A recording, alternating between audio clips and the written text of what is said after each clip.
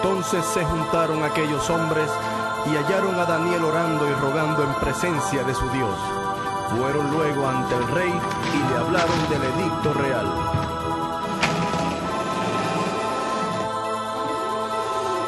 ¿No has confirmado el edicto que cualquiera que en el espacio de 30 días pida a cualquier dios u hombre fuera de ti, oh rey, sea echado en el foso de los leones?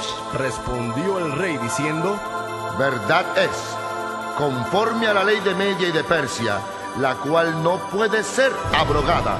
Entonces el rey mandó y trajeron a Daniel y le echaron en el foso de los leones. Y le dijo el rey a Daniel: Daniel, el Dios tuyo, a quien tú continuamente sirves, Él te libre. Señor, mira dónde me han traído por causa de mi amor a ti. En este foso me han tirado. Señor, es que no pueden entender que tú eres real, que no hay nadie como tú. Los leones me rodean, pero eso no lo veo, porque yo sé en quién he confiado.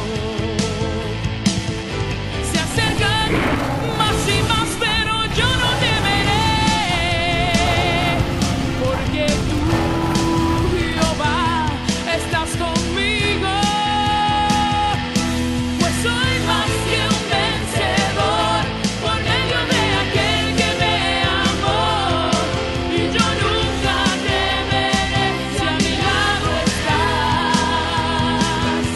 Y aunque venga el león con todo su inmenso furor, yo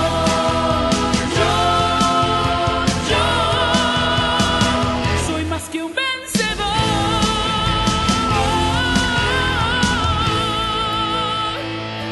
Y acercándose al foso, llamó a voces a Daniel, con voz triste le dijo: Daniel, siervo del Dios viviente, el Dios tuyo a quien tú continuamente sirves, ¿te ha podido librar de los leones?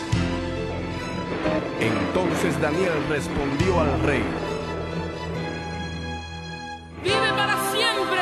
Mi Dios envió su ángel, el cual cerró la boca de los leones para que no me hiciesen daño. Y aquí está